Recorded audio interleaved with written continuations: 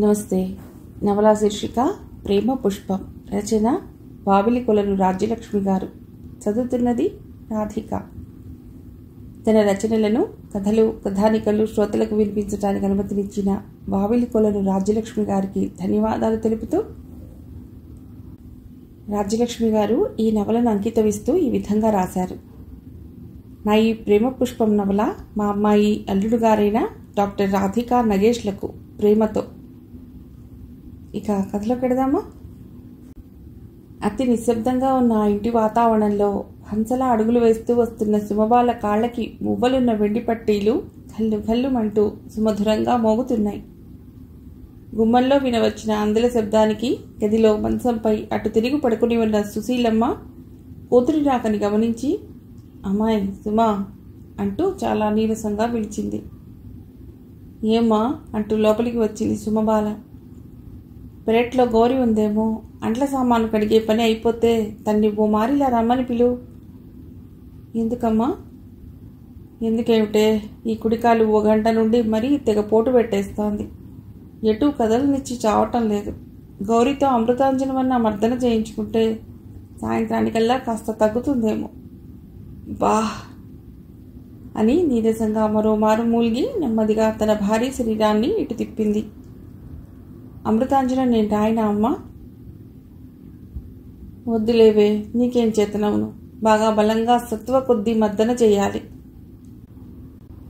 నీ ఛాదస్తంగాని గౌరీ నాకంటే కూడా బాగా రుద్దుతుందా ఏమిటి అంటూ అలమరా తెరిచి అమృతాంజనం సీసాన్ని చేతిలోకి తీసుకుంది సుమబాల. నువ్వు మెల్లిగా లేచి కూర్చో అమ్మా అని తల్లికి ఆజ్ఞ జారీ చేసి తాను గబగబా పక్క గదిలోకి వెళ్ళి కొంచెం ఎత్తుగా ఉన్న ఓ చిన్న స్టూల్ పట్టుకొచ్చి తల్లి మంచానికి దగ్గరగా వేసింది. అప్పటికే సుశీలమ్మ మెల్లిగా లేచి కూర్చుంది. చేత్తో మోకాలుపై రుద్దుకుంటూ కుడికాలును అతి నెమ్మదిగా ఆ స్టూల్పై ఉంచింది ఆవిడ. సుమ తీరిగ్గా కింద నేల మీద బాసిపెట్టు వేసు కూర్చుని బాగా బలంగా తన శక్తినంతా ఉపయోగించి తల్లి మోకాలికి అమృతాంజనం మర్దన చేయసాగింది. అమ్మో, అబ్బో, చాలా నొప్పిగా ఉందే, మరి ఎంత గట్టిగా రుద్దకే అంటూ బాధగా మూలుగుతూ కూతుర్ని వారించసాగింది సుశీలమ్మ. మరి సత్తు కొద్దీ రుద్దాలన్నావుగా, గౌరీలా నాకు చేత కాదన్నావుగా. నవ్వుతూ సుమ తన జోరుని కాస్త తగ్గించింది. 2 నిమిషాలు తల్లి కూతురుల మధ్య నిశ్శబ్దంగా గడిచిపోయాయి. అన్నట్లు మీ చిన్నత్తయ్య ఏం చేస్తుంది సుమా? ఆవిడ ఉన్నట్లుండి హఠాత్తుగా అడిగింది. ఈ వేళప్పుడు అత్తయ్య ఏం చేస్తుంటుందమ్మా? మామూలుగా ఫోన్ చేసి మడి వదిలి వంటింటి గడపలోనే కొంగు వాల్చుకుని పడుకుంది. నాకు ఈ మోకాళ్ళ నొప్పుల వలన మీ అత్తయ్యకి ఈ మధ్య ఇంట్లో పని మరీ ఎక్కువైపోయిందే సుమా. మరి నేనేం చేయను, పనంతా నేనే చేస్తాను అత్తయ్య అంటే ససేమిరా ఒప్పుకోదు. ఏ ఒక్క పని నన్ను ముట్టుకోనివ్వదు. అన్ని పనులు స్వయంగా తానే చేస్తానంటుంది. కొంచెం భయపడుతూనే అంది మారు సుమ. చిన్నప్పటి నుండి అయినా అంతే. ఆవిడ కష్టజీవి. జీవితంలో సుఖ సంతోషాలనేవే ఎరగదు. ఏమిటో పాపం, ఆవిడ బతుకులా అయిపోయింది అంటూ బాధావేదనలతో ఓ నిట్టూర్పు విడిచింది సుశీలమ్మ. చిన్నత్తయ్యది అలా చీకటి బతుకవటానికి ఓ విధంగా కారణం మీరేనమ్మా సూటిగా అనేసింది సుమ. కూతురు మాటలకి ఓ క్షణం విస్తుపోయింది మొదట ఆవిడ. తలెత్తి చూస్తూ, అదేమిటే అలా అంటావు? కొంచెం మందస్వరాన అంది. లేకపోతే ఏమిటమ్మా, చిన్నప్పుడే భర్త పోయిన చిన్నత్తయ్యకి ఆ వయసులోనే మళ్ళీ పెళ్లి చేసి ఉండుంటే పిల్లా పాపలతో పచ్చగా కళకళలాడే సంసారం అందరిలా అత్తయ్యకి ఉండేది ఈరోజు. కాస్త ఆవేశంగా ఆరాటంగా అంది మారు సుమ. అవును, నువ్వన్నది నిజమేనే సుమా. మీ చిన్నత్తయ్యకి పునర్వివాహం చెయ్యాలని ఆ రోజుల్లో నేను మీ నాన్నగారు ఎంత ముత్తుకున్నా డబ్బంతైనా లాభం లేకపోయింది. ఆ రోజుల్లో మహానిష్ఠాపరులు మీ తాతయ్య. ఆచార వ్యవహారాలకి సాంప్రదాయాలకి ప్రాణం పెట్టే రకమైన మీ తాతయ్య మా మాటల్ని గడ్డిపోచల్లా తీసి పారేశారు. ముండిఘటం, ఎంత చెప్పినా వినలేదు. అప్పట్లో ఆయన ఎదిరించేంతటి ధైర్యం సాహసం మాలో లేకపోయింది. మూఢాచారాలకి సాంప్రదాయాలకి ఉన్న బలం, ప్రేమ, కడుపు తీపికి కూడా లేకపోయింది. కన్న కూతురి కన్నీటిమయమైన విషాద బతుకుని చూశాడే గాని ఆచార వ్యవహారాలని సాంప్రదాయాలని ఉల్లంఘించే సాహసం తెగువ చేయలేకపోయాడు మీ తాతయ్య. మీ చిన్నత్తయ్యకి చిన్నతనంలోనే పెళ్లి అయిందన్నమాటే గాని అత్తింటి కాపురం చేయలేదు. సంసారాల మాధుర్యాలేమీ ఎరగకుండానే విధవై కూర్చుంది. అలా చిన్నప్పటి నుండే సన్నిటి స్నానాలు, పూజా పురస్కారాలు, ఉపవాసాలు, మడి తడి వీటితోనే రుక్మిణి జీవితం అంతా వంటింటికే అంకితం అయిపోయింది. చిన్నావిడ బతుకు భర్త లేక ఇలా అయింది. పెద్దావిడికి భర్త ఉండి కూడా లేని దానితో సమానమైపోయి ఆవిడ బతుకు అలా అయింది అంటూ బాధాతప్త స్వరంతో ఓ నిట్టూర్పు వదిలింది సుశీలమ్మ. తల్లి చెప్పేదంతా మౌనంగా ఊకొడుతూ కాలు రుద్దటంలో పూర్తిగా నిమగ్నురాలై ఉన్న సుమ ఒక్కసారిగా తలెత్తి పరీక్షగా చూస్తూ, ఇక మావయ్య ఎప్పటికీ తిరిగి రాడంటావా అమ్మా? అడిగింది అమాయకంగా. 20 సంవత్సరాలు కావస్తాంది. పిల్లలు 3 పసివాండ్లుగా ఉన్నప్పుడు వెళ్ళాడు. ఇంతవరకు పత్తాలేడా మనిషి? ఇంకేం వస్తాడు? అసలు బతికి ఉన్నాడో లేదో అంటుంటే ఆవిడ స్వరం గద్గదికమయ్యింది. అయ్యో అలా అనకమ్మా. మావయ్య తప్పకుండా తిరిగి వస్తాడనే బలమైన నమ్మకంతో, ఆ ఆశతోనే అత్తయ్య ఇన్నేళ్లుగా జీవిస్తోంది. పిల్లలు పెద్దవాళ్ళయ్యారు. కనీసం కన్న కూతురి కళ్యాణానికన్నా రాలేదు. కూతురు పెళ్లి కన్నులారా చూసుకునే అదృష్టానికి, ఆ ఆనందానికి నోచుకోలేకపోయాడు. కాళ్ళు గడిగి కన్యాదానం చేయవలసిన ఆయన స్థానంలో పెళ్లిపీటల మీద మీ నాన్నగారు నేను కూర్చుని జరిపించాం కదా. ఆయన రావాలనుకుంటే తప్పకుండా కూతురు పెళ్లికే తిరిగి వచ్చేవాడు. నీ పిచ్చి గాని ఎక్కడో దేశాలు పట్టుకు తిరుగుతున్న ఆయనకి ఇక్కడ కూతురు పెళ్లి జరుగుతుందని ఎట్లా తెలుస్తుంది అమ్మా? సుమ ఎదురు ప్రశ్న వేసింది. అయ్యో అదేమిటి అట్లా మాట్లాడతావు? ఆ శుభలేఖని సారథి చాలా మట్టుకు ఎన్నో పేపర్లలో ప్రకటనగా వేయించాడు కదా. తండ్రి ఎక్కడున్నది చూసుకుని తప్పకుండా తిరిగి వస్తాడేమోనని కొండంత ఆశతో ఎదురు చూశాడు. కానీ లాభం లేకపోయింది. ఆహా అలాగా, నాకు తెలియదు ఈ సంగతి. బావలా పేపర్లో వేయించాడని. ఈ మారు కొంచెం ఆశ్చర్యం కనబరిచింది. అంతటితో వాళ్ళ మాటలు ముగిసినట్లుగా కాసేపు మౌనమే రాజ్యం వెళ్ళింది ఇద్దరి మధ్య. ఇక చాలు సుమా, బాగానే రుద్దావు. ఇంట్లో ఒక్కరోజు లేచి తిరిగితే 2 రోజులు ఇలా పడకవేయవలసి వస్తుంది. నాకు ఈ మోకాళ్ళ నొప్పులు, మీ నాన్నగారికి ఆ ఉబ్బసం ఇక ఈ జన్మలో తగ్గవేమో. మేం బతుకుండగానే అక్కయ్యల్లా నిన్ను ఓ ఇంటిదాన్ని చేస్తే మా బరువు బాధ్యతలు తీరిపోతాయమ్మా. మేమెంత తొందరపడుతున్నామో సారథి అంత ఆలస్యం చేస్తున్నాడు ఈ విషయంలో. ఈ ఏడాదైనా పెళ్లి చేసుకోవటానికి ఒప్పుకుంటాడో లేదో. అన్నట్లు సారథి మీ నాన్నగారివి మందులు తెప్పించాడా అమ్మా? ఉన్నట్లుండి హఠాత్తుగా ఏదో జ్ఞాపకం వచ్చినట్లుగా అడిగింది సుశీలమ్మ కూతుర్ని. ఈరోజు ఉదయమే బావ స్కూటర్ వేసుకుని పట్నం వెళ్ళి మందులు పట్టుకొస్తానన్నాడు. ఏది ఇంతవరకు పత్తాలేడా మనిషి? అయినా ఆయన గారికి ఎక్కడ తీరేకుంటుందే అమ్మా. పొలం పనులతో, ఇంటి విషయాలతో, ఊరి వ్యవహారాలతో, తిండి తిప్పలు, నిద్రాహారాలు కూడా మర్చిపోయి క్షణం తీరిక లేకుండా గడిపే ఆ మహానుభావుడికి నాన్నగారి మందుల విషయం గుర్తుందో లేదో మరి. తాను వెళ్ళటానికి తీరిక లేకున్నా మరెవరినన్నా పంపించి తెప్పించమన్నాను. నాన్నగారికి ఉబ్బసం మరీ ఎక్కువైంది ఈ మధ్య. ఆ మందులు వాడకపోతే లాభం లేదు. తప్పకుండా సిటీకి ఎవరినైనా పంపించైనా ఆ మందులు తెప్పించు బావా అని ఫోన్ చేసి మరీ చెప్పాను. సారథి వాళ్ళ మావయ్య మందుల విషయం ఏం మర్చిపోడే సుమా. అందులో నువ్వు చెప్పావంటే మర్చిపోతాడా? ఏది ఇంతవరకు మందులే రాలేదు. తనకు వెళ్ళడానికి తీరిక లేకున్నా మరెవరితోనన్నా తప్పకుండా తెప్పిస్తాడు మందులు. మేనల్లుడి పట్ల చాలా నమ్మకంగా అంది మారు సుశీలమ్మ. అంతట్లో బయట నుండి ఎవరో అమ్మగారు అంటూ పిలిచారు. అదిగో ఎవరో వచ్చినట్లున్నారు, పిలుస్తున్నారు. ఎవరో వెళ్ళి చూడవే, కూతుర్ని పంపించింది ఆవిడ. సుమ గబగబా యువతలకొచ్చింది. నల్లగా గుమ్మటంలా ఉన్న ఓ వ్యక్తి చేతిలో ఏదో ప్యాకెట్ పట్టుకుని వీధి గుమ్మంలో నిల్చుని ఉన్నాడు. ఓహో నువ్వా హాసిం, ఏమిటిలా వచ్చావు? అంది సుమ చిన్నగా పలకరింపుగా నవ్వుతూ. సారథిబాబు గారు మీకు ఈ మందులు ఇచ్చి రమ్మన్నారమ్మా. అసలు నువ్వు ఇప్పుడు ఎక్కడి నుండి వస్తున్నావు? సరాసరి పట్నం నుంచే వస్తున్నానమ్మా అంటూ చేతిలోని మందుల ప్యాకెట్ని సుమ చేతికి అందించాడతడు. బావ వెళ్తున్నానన్నాడుగా సిటీకి, వెళ్ళలేదా? లేదమ్మా వెళ్ళలేదు. ఊరు నుండి బాబుగారి చెల్లెలు వచ్చింది కదా, అందుకని తీరక మందుల కోసం పట్నం నన్నే పంపారు. ఏటి ఊరు నుండి గౌతమ్ వచ్చిందా? ఎప్పుడు వచ్చింది కాసి?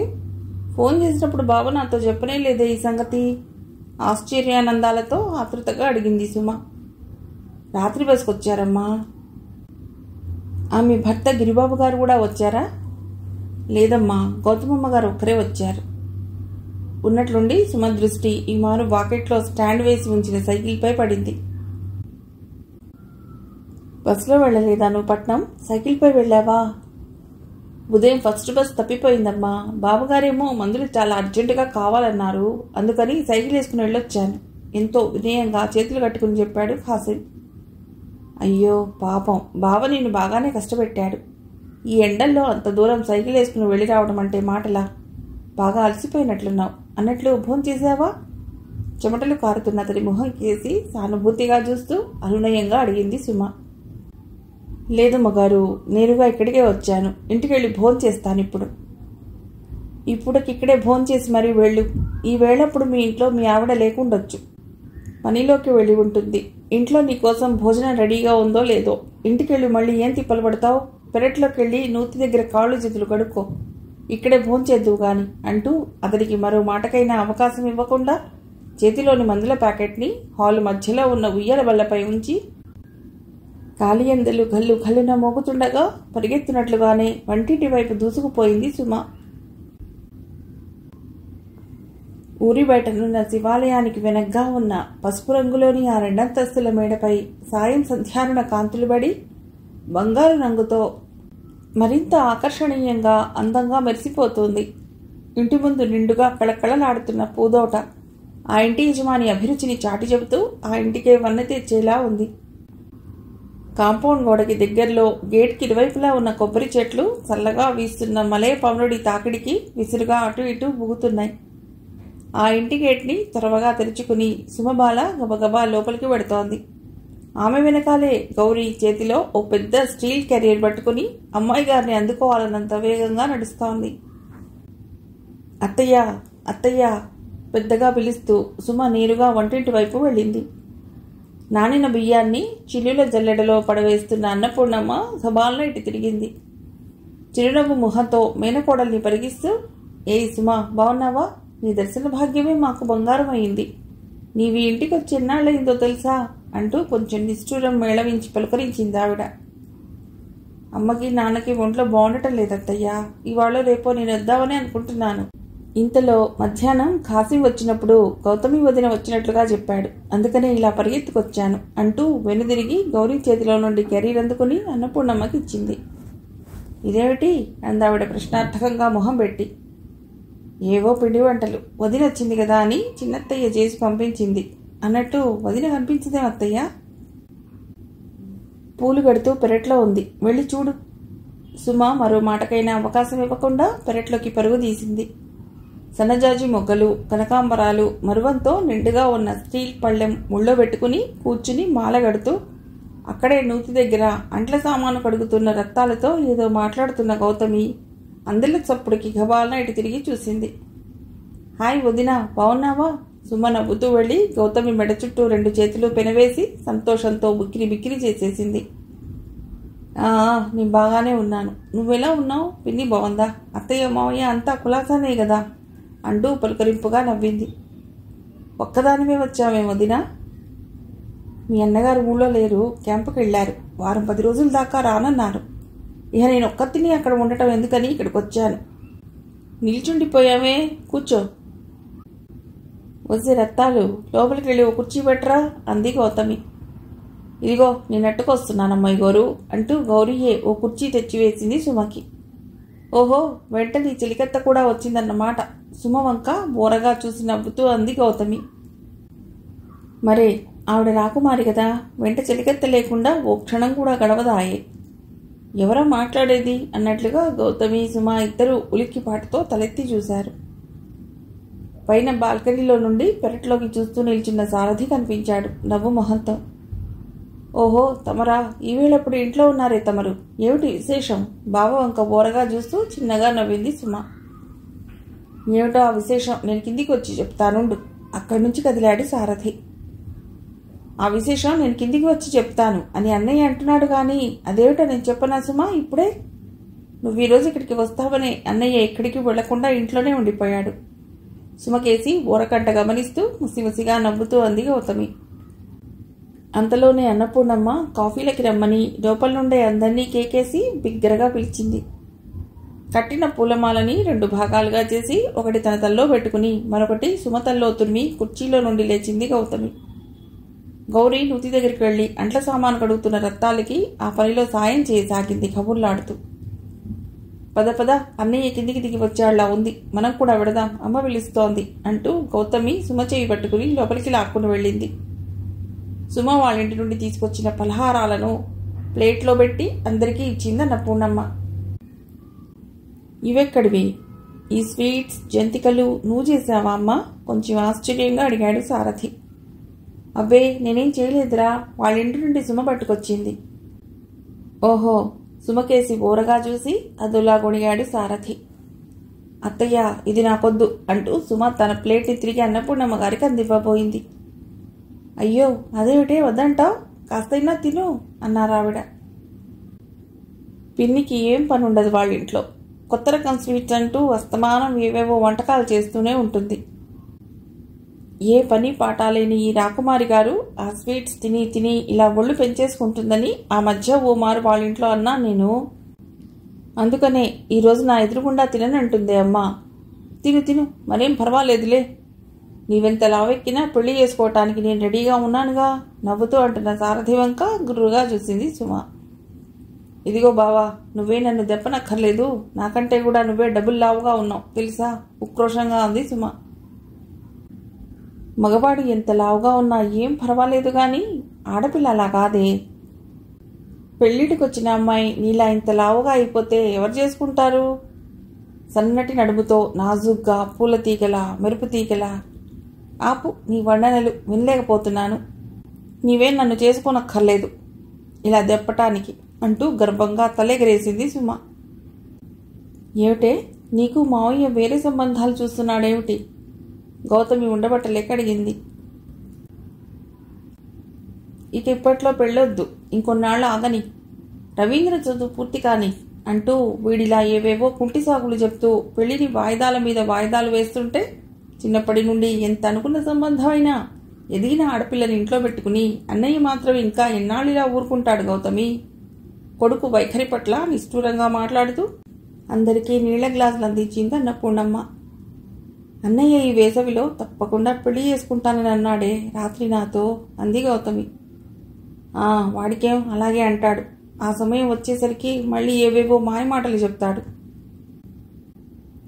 నో, 600 106 ఈ వేసవిలో శుభబాల గారు తప్పకుండా పెళ్లి కూతురు అవుతుందే అమ్మా అని నవ్వుతూ అంటూ సిగ్గుపడుతున్నట్లుగా తల వంచుకుని నిల్చున్న మరదలి వంక ఊరకంట చూశాడు సారథి.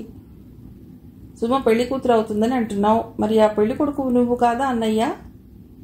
సుమ పెళ్లి కూతురైతే పెళ్లి కొడుకు బావగాక మరెవరవుతారు అంటూ నవ్వుతూ ఎదురు ప్రశ్న వేశాడు. సర్లే, నీ మాటలకేం కానీ, పొలం నుండి నాయుడు ఇంతవరకు ఏ కూరగాయలు పంపలేదురా, నువ్వన్నా వెళ్ళి త్వరగా పంపు, రాత్రికి వంట చేయాలి కొడుక్కి కాఫీ గ్లాస్ అందిస్తూ అందావిడ. వెళతా గాని ఈరోజు ఈ రాకుమారిని వాళ్ళింటికి ఏం పంపకు, ఈ పూటకి ఇక్కడే ఉంటుందని అత్తయ్య వాళ్ళకి కబురు పంపు. లేదు వెళ్ళాలి, నేను తప్పకుండా ఇంటికి వెళ్ళాలి అత్తయ్య అంది సుమ కంగారుగా. వెళదు గానిలే సుమ, ఈ రాత్రికి ఇక్కడే ఉండిపో, సరదాగా కబుర్లు చెప్పుకుందాం, రేపు ఉదయం నీతో పాటు నేను కూడా వస్తాను అంది గౌతమి. నేను ఇక్కడే ఉంటానని ఇంట్లో వాళ్ళకి ఏం తెలుసు వదినా, నా కోసం ఎదురు చూస్తూ ఉంటారు, అందుకని వెళ్ళిపోతాను అత్తయ్య. నీవు ఈరోజు మీ ఇంటికే వెళ్ళటం లేదు, ఇక్కడే ఉంటావు ఇవాళకి సుమ వంక చూస్తూ ఖచ్చితంగా అన్నాడు ఈసారి సారథి. అయితే నీవిప్పుడు పొలం వెళ్ళేటప్పుడు దారిలో ఆగి ఇంటికి వెళ్ళి అత్తయ్యతో చెప్పు, సుమ ఈ పూటకి ఇక్కడే ఉంటుందని కొడుక్కో సలహా ఇచ్చింది ఆవిడ. ఫోన్ చేసి చెప్పమ్మా, నేను ఇప్పుడు వాడి ఇంటికి వెళ్ళను, నాకు చాలా పనులున్నాయి. అన్నట్లు మన మతిపరుపు తగలడా, సుమ చెలికత్తి ఇక్కడే ఉందిగా, గౌరీతో చెప్పి పంపండి అని తల్లితో చెప్పేసి ఖాళీ గ్లాస్ టేబుల్ పైన పెట్టి మరో మాటకైనా అవకాశం ఇవ్వకుండా అక్కడి నుంచి లేచాడు సారథి. ప్రభాత సమయం కావస్తోంది. పెరట్లోని చెట్లపై పక్షుల కలకల రావాలతో మేల్కొల్పయింది సుమిత్రకి. మంచంపై తనని గట్టిగా ఖర్చుకుని పడుకున్న సంటిదాన్ని మెల్లిగా అటు జరిపి రగ్గు తీసి దాని నిండా కప్పి నెమ్మదిగా మంచం దిగింది. అటువైపు మంచంపై రఘురాం గుర్రుపెట్టి హాయిగా నిద్రపోతున్నాడు. గోడవారగా ఉన్న మరో పెద్ద మంచంపై వరుస వారీగా 3 ఆడపిల్లలు ఒకరి నడుములపై మరొకరి కాళ్ళు, ఒకరి తలలపై మరొకరి చేతులు పెనవేసుకుని అడ్డదిడ్డంగా పడుకుని ఉన్నారు. పిల్లలందరి వైపు సుమిత్ర ఓ మారు కలియజూస్తూ చిన్నగా నిట్టూర్చింది. ఏమిటో మాయదారి భగవంతుడు అందరినీ ఆడపిల్లల్నే పుట్టిస్తున్నాడు. అదృష్టవశాత్తు ఈ మారన్నా మగనలిసైతే ఎంతో బాగుండేది. వంశాంకురం కోసం తాము పడే ఆశానురాగాలు ఫలించేవి. ఇటు అత్తయ్య కోరిక నెరవేరేది అనుకుంటూ భారంగా అడుగులేస్తూ నిండు చూలాలైన ఆమె పెరటి వైపు దారితీసింది. వెనక వరండాలో నుండి పెరట్లోకి వెళ్లే తలుపులు బార్లాగా తెరిచే ఉన్నాయి. పెరట్లోకి తొంగి చూసింది. ముసలి అత్తగారు గూడబట్టుకుని తచ్చాడుతూ మెల్లిగా బాత్రూం వైపు వెడుతూ కనిపించింది. ముసలావిడికి 60 ఏళ్ల పైనే ఉంటాయి. చూడటానికి మనిషి బాగానే బలంగానే ఉంటుంది, కానీ కళ్లే బొత్తిగా అగుపించవు. అందుకనే ఈ మధ్య కొడుకు ఓ కంటి డాక్టర్ దగ్గరికి తీసుకువెళ్లి అన్ని టెస్టులు చేయించి కళ్లజోడు ఇప్పించాడు. అప్పటి నుండి ఆవిడ ఇంట్లో కళ్లజోడు సహాయంతో బాగానే తిరగాడుతోంది.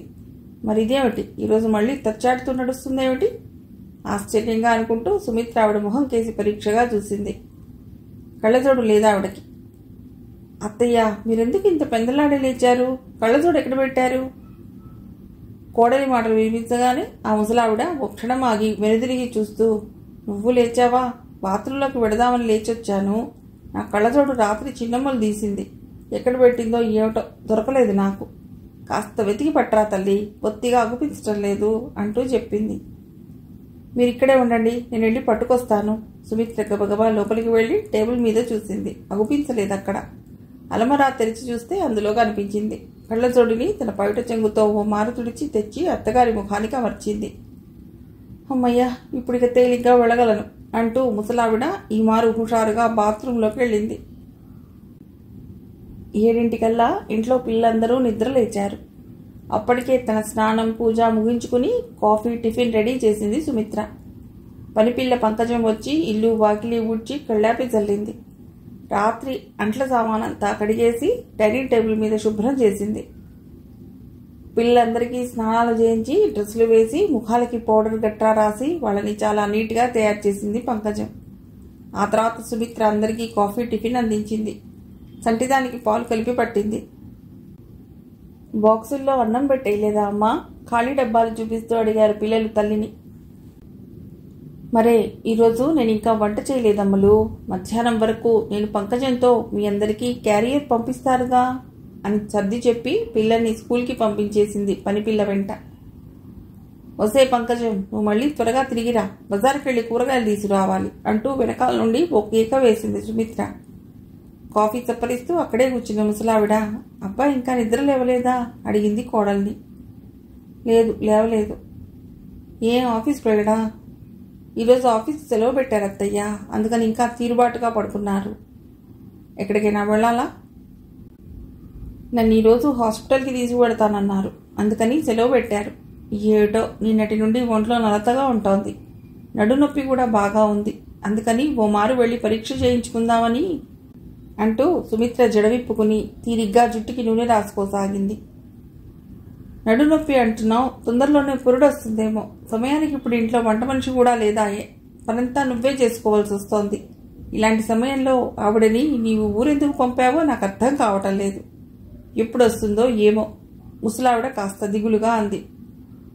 మన ఇంట్లో వంట చేసినంత మాత్రాన ఆవిడ ఆశలు కోరికలు అన్నీ చంపుకుని జీవోత్సవంలా బతకాలా? ఆవిడ మనలా ఓ మనిషే కదత్తయ్యా. దగ్గరి చుట్టాలింట్లో పెళ్ళని, తప్పకుండా తానా పెళ్లికి వెళ్లాలని ఎంతగానో బతిమాలుకుని అడిగితే కాదనలేకపోయాను. 2-3 రోజుల్లో తిరిగి వస్తానంటే పోనీలే వెళ్ళిరాని అనుకుని పంపాను. ఏది, ఇవాళకి ఆవిడ వెళ్ళి వారం రోజులైంది. ఇంతవరకు పత్తా లేదా మనిషి. అసలు వస్తుందో లేదో ముసలావిడికి అనుమానం. ఆవిడట్లా ఎప్పటికీ చేయదత్తయ్యా, తప్పకుండా వస్తుంది. కోడలి నమ్మకంతో కూడిన మాటలవి. మళ్ళీ తానే అంది, అంతగా అవసరమైతే మన పక్కింటి సుగుణమ్మ పిన్ని గారున్నారుగా, ఏదైనా సహాయం చేయటానికి. ఆవిడేం చేస్తుంది లెద్దు, తన పిచ్చి కొడుకుతో వేగలేక పని తెమలక చస్తుంది. నీకా పురిటి నొప్పులు సమీపిస్తున్నాయి. ఇంట్లో వంట మనిషి లేదు. నాకా ఏ పని అంతగా చేత కాదు. పిల్లలేమో పసివాళ్ళు. ఆ పనిపిల్ల ఒక్కత్తి ఎంతని చేయగలదు చెప్పు? ఎట్లానో ఏమిటో. కొంచెం దిగులుగా అంటున్న ముసలావిడికి వెంటనే మెరుపులా ఓ ఆలోచన వచ్చింది.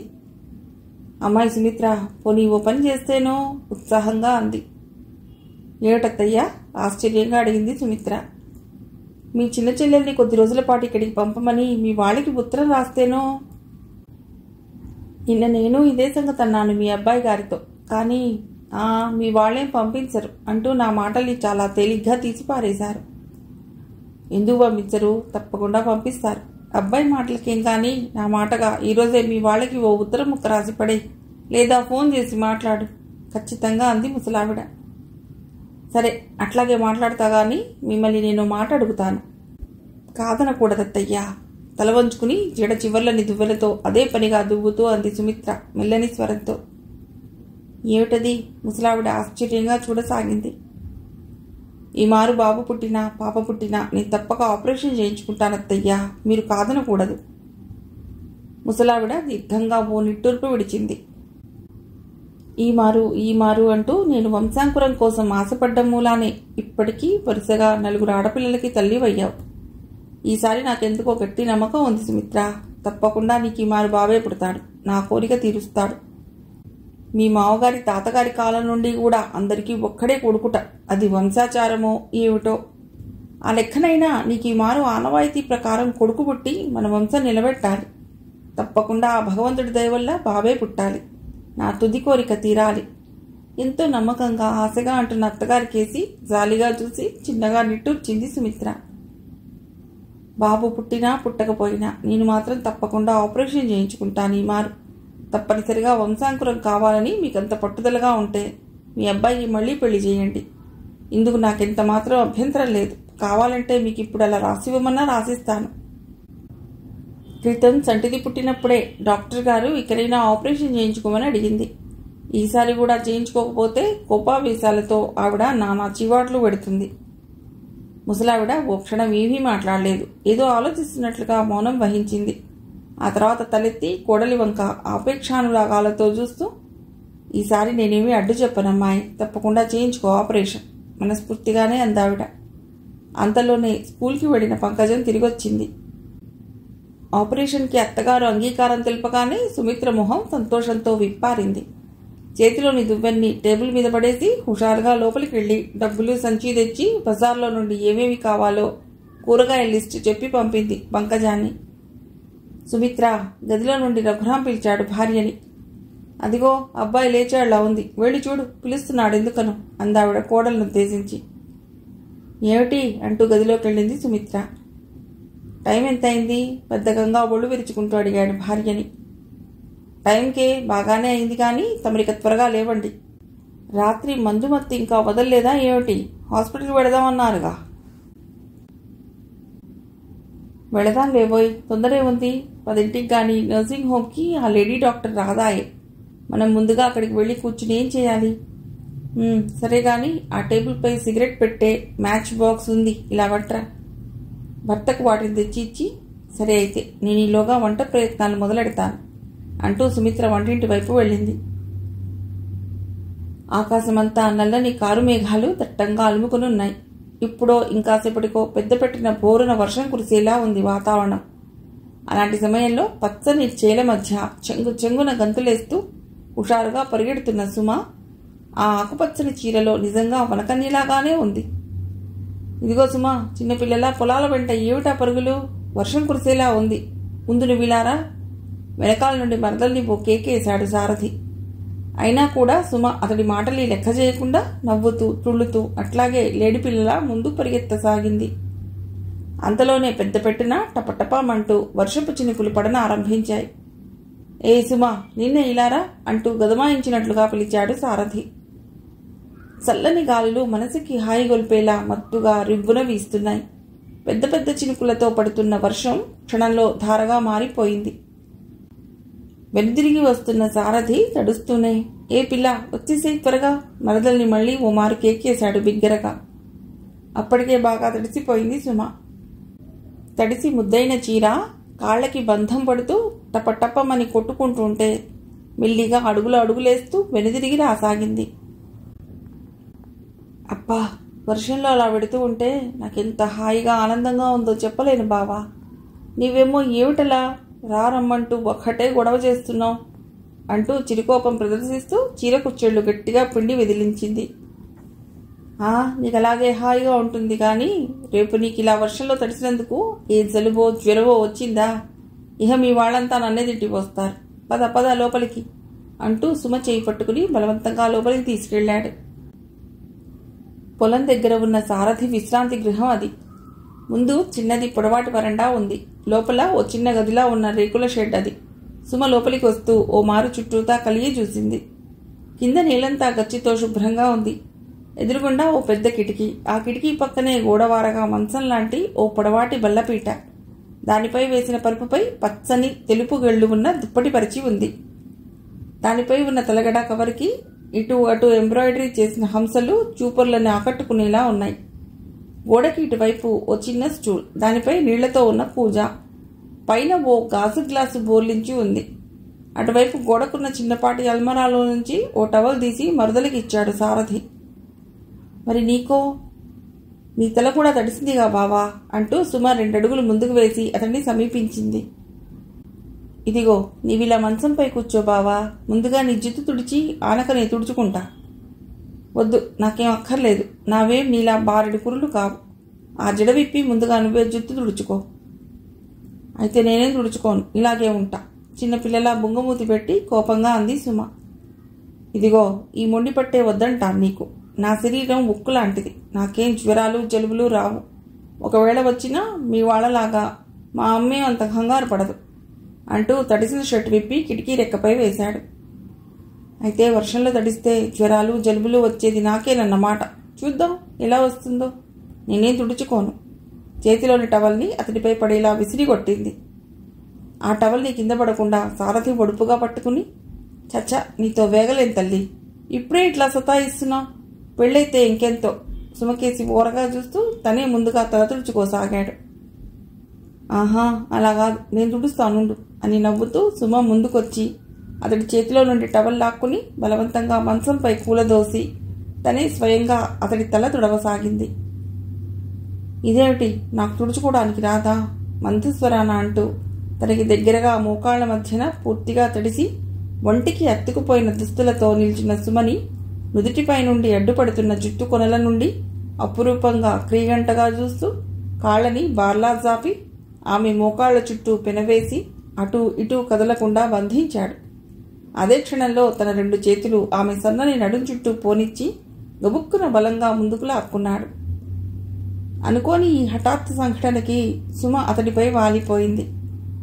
కావాలనో లేక సుమ తనపై పడిన విసురుకో ఆమెతో పాటు మంచంపై అడ్డంగా పడిపోయాడు సారథి. సుమ చేతిలోని టవల్ కిందికి జారిపడింది. అతడు ఆమెను మరింత దగ్గరగా లాక్కున్నాడు. హృదయమంతా పొంగి పొరలుతున్న ప్రేమానురాగాలతో ఆర్తిగా ఆమెను గుండెలకు హత్తుకున్నాడు. సుమ చేతులు తనకు తెలియకుండానే అతడి మెడ చుట్టూ జంట సప్పాల్లా పెనవేసుకుని పోయాయి. అతడి నుండి వస్తున్న ఉచ్ఛ్వాస నిశ్వాసలు ఆమెకు వేడి సెగలా తగులుతున్నాయి. ఆమె బుగ్గలపై నుదుటిపై పిచ్చిగా ముద్దుల వర్షం కురిపించసాగాడు. మందార మొగ్గల్లా ఎర్రబడిన బుగ్గలతో సుమ సిగ్గుబరువుతో అరమోడ్పు కన్నులతో చూస్తూ అతడి చర్యల్ని వారించబోతున్న ఆమె పలుసని పెదవులకి ఆ అవకాశం ఇవ్వకుండా తన పెదవులతో సుతారంగా ఆమె నోరు మూశాడు. అంతలోనే బయటి నుండి బాబుగారు అంటూ ఖాసిం కంఠం వినవచ్చింది. ఉలిక్కిపాటుతో ఒక్కసారిగా ఈ లోకంలోకి వచ్చిన సారథి సుమని పక్కకి నెట్టి గబుక్కున మంచం దిగి బయటికి వెళ్ళిపోయాడు. పంపు సెట్ కట్టేశాను, మోటార్ రూమ్ తాళం వేశానండి, ఇంత తాళాలు అన్నట్లు అమ్మాయి గారు వెళ్ళిపోయారా బాబుగారు? ఏం మాట్లాడాలో ఓ క్షణం తోచలేదు సారథికి. ఉంది అన్నాడు ముక్తసరిగా. అమ్మాయి గారికి ఇష్టమని దూర జామకాయలు తెచ్చాను అంటూ భుజం పైన తుండు మూటని విప్పసాగాడు ఖాసిం. సర్లే, వాటిని స్కూటర్ బాక్స్లో వేసేయి, వర్షం కాస్త తగ్గినట్లుంది, వెళ్ళాలిక. అలాగే బాబుగారు అంటూ ఆ జామకాయల్ని స్కూటర్ బాక్స్లో పెట్టబోయాడు ఖాసిం. తిరిగి లోపలికి వెళ్ళటానికి ఎందుకో సారథికి ధైర్యం చావటం లేదు. ఏదో తప్పు చేసిన వాడిలా ఫీల్ అవ్వసాగాడు. సమయానికి ఖాసిం వచ్చాడు. అతడు రావటం వల్ల సరిపోయింది, లేకపోతే సుమని ఇక ఆ పైన ఆలోచించలేకపోయాడు. ఆ పాటి నిగ్రహం లేకుండా ఎట్లా ప్రవర్తించానా అన్నట్లుగా లోలోన బాధపడసాగాడు. మెల్లిగా లోపలికి వెళ్ళాడు సారథి. సుమ అప్పటికే జుట్టు విరబోసుకుని టవల్తో తాపిగా తుడుచుకుంటూ ఉంది. వర్షం కాస్త తగ్గింది, త్వరగా ఇంటికి వెళ్దాం పద సుమ అంటూ కిటికీ రెక్కపైన ఉన్న షర్ట్ అందుకుని గబగబా వేసుకుని స్కూటర్ తాళాలు తీసుకుని ఆమె వైపు చూడకుండానే మళ్ళీ బయటికి వెళ్ళిపోయాడు. తాను ఇంకా అక్కడే ఉంటే ఇంకేం ప్రమాదమో అన్నట్లుగా ఇంటికెళ్ళటానికి తొందరపడుతున్న సారథి వాలకానికి సుమ లోలోన ముసిముసిగా నవ్వుకుంది. ఇంతలో బయట స్కూటర్ స్టార్ట్ అయిన శబ్దం వినిపించింది. తడి జుత్తుని చేతితో ఓమారు గట్టిగా విదిల్చి జారుముడిగా వేసుకుని బయటకు వచ్చిన సుమ సారథి వెనకాల వెళ్లి కూర్చోగానే స్కూటర్ రయ్యిన ముందుకు దూసుకుపోయింది. హాసిం ఓ క్షణం వాళ్ళు వెళ్లిన వైపే చూసి షర్ట్ తాళం వేయటానికి అక్కడి నుంచి కదిలాడు. సాయంకాలం వాకిట్లో ఉన్న మల్లెపందిరికి నిచ్చెలు వేసుకుని మొగ్గల్ని తుంచుతోంది సుమబాల. చేతిలోని మొగ్గల్ని పైట చెంగులో వేసుకుంటూ అప్రయత్నంగా తలెత్తి ముందుకు చూసింది. చేతిలో ఏదో ఓ చిన్న బుట్ట పట్టుకుని ఇటే వస్తున్న అన్నపూర్ణమ్మ అల్లంత దూరంలో కనబడింది. సుమ గబగబా నిచ్చెన దిగి చిన్నపిల్లల ఇంట్లోకి పరిగెత్తింది. అంతకుముందే పొలం నుండి వచ్చిన వెంకట్రామయ్య గారు మధ్య హాల్లో ఉన్న ఉయ్యల బల్లపై కూర్చుని తాపీగా టీ తాగుతున్నారు. ఆదరబాదరాగా లోపలికి పరిగెత్తుకొస్తున్న కూతుర్ని విస్తుపోయి చూస్తూ, ఏటమ్మా సుమ, ఏమైంది? ఎందుకలా పరిగెడుతూ వస్తున్నావు? కంగారుగా అడిగారు ఆయన. మరి నాన్న, అత్తయ్య, పూర్ణమ్మ అత్తయ్య వస్తోంది మన ఇంటికి, ఆనందోత్సాహాలతో చెప్పింది సుమ. ఎవరు? మన అన్నపూర్ణే, ఆశ్చర్యంగా అంటూ తాగుతున్న టీని ఒక్క గుక్కలో ముగించి ఖాళీ గ్లాస్ కింద పెట్టి బల్ల మీద నుండి లేచి చెల్లెలికి ఎదురెళ్ళాడు ఆయన వాకిట్లోకి. అప్పటికే అన్నపూర్ణమ్మ గేట్ తీసుకుని లోపలికి వచ్చేసింది. ఎదురుగా గుపించిన వెంకట్రామయ్యని నిలువెల్లా పరికిస్తూ, బాగున్నావు అన్నయ్య, ఒంట్లో ఎలా ఉంది ఇప్పుడు? నిండైన నవ్వు మొహంతో అడుగుతున్న అన్నపూర్ణమ్మ గొంతుకలో ఎనలేని ఆప్యాయత, మమతానురాగాలు పొంగి పొర్లుతున్నాయి. ప్రస్తుతం బాగానే ఉంది ఒంట్లో. నీవేమిటి ఇలా హఠాత్తుగా వచ్చావు అంత దూరం నుండి? ఏదైనా అర్జెంట్ పనుంటే ఎవరితోనైనా కబురు పెట్టకపోయావా పూర్ణ? నేనే వచ్చేవాడిని కదా అక్కడికి, అనునయంగా అంటూ ఆమె చేతిలోని బుట్టని తాను తీసుకున్నాడాయన. ఈరోజు గుడికి వెళ్ళానన్నయ్యా, అట్నుంచి సరాసరి ఇక్కడికే వచ్చాను. అన్నట్టు వదిన బాగుందా? కాళ్ళ నొప్పులు తగ్గాయా? అడుగుతూ హాల్లోకి ప్రవేశించింది. అప్పటికే సుమబాల ద్వారా అన్నపూర్ణమ్మ వచ్చిందన్న వార్త వినగానే సుశీలమ్మ, రుక్మిణి చేస్తున్న పనులు వదిలేసి ఆదరాబాదరాగా యువతలకి గబగబా పరిగెత్తుకొచ్చినట్లు వచ్చారు. ఏమిటక్కయ్యా, బాగున్నావా? అన్నపూర్ణమ్మని నవ్వుతూ సాధారణంగా పులకరించింది రుక్మిణి. ఉండేది ఒకే ఊరైనా ఒకరింటికి ఒకరు వెళ్లి కలుసుకునేది ఏ నెల 2 నెలలకు ఒకసారో కాబట్టి ఏదో ఊరు నుండి వచ్చినట్లుగా వాళ్ళు పలకరించుకోవడాలు పరిపాటే. ఈరోజు నాకెంతో ఆనందంగా ఉందదినా. ఇన్నాళ్లకి ఆ భగవంతుడు నాదో కోరికను నెరవేర్చబోతున్నాడు. అందుకనే ముందుగా గుడికి వెళ్ళి అర్చన చేయించి ఇలా వస్తున్నాను. ఆ బుట్టలో ప్రసాదం ఉంది, అందరికీ తీసివ్వు. నిన్నీరోజు చూడగానే అనుకున్నాను నీవేదో ఆనందోత్సాహాల్లో మునిగి ఉన్నావని. ఇంతకీ ఏం కోరిక నెరవేరబోతోంది అక్కయ్యా? రుక్మిణి నవ్వుతూనే అడిగింది అన్నపూర్ణమ్మని. ఆ శుభవార్త ఏమిటో చెప్తానుగా, ముందు అందరూ ప్రసాదం తీసుకోండి.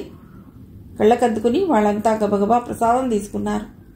అన్నపూర్ణమ్మ నోట్లో నుండి వచ్చే ఆ శుభవార్త ఏమిటోనన్న ఆరాటం, ఆతృత శ్రోతలందరి హృదయాల్ని ఉక్కిరి బిక్కిరి చేయసాగింది. ఒకవేళ బావగారి ఆచూకీ ఏమైనా తెలిసింది కాబోలు, అందుకనే అక్కయ్య ఇంతలా ఉత్సాహపడుతోంది అనుకుంది మనస్సులో. త్వరగా చెప్పు పూర్ణ, ఏమిటా శుభవార్త?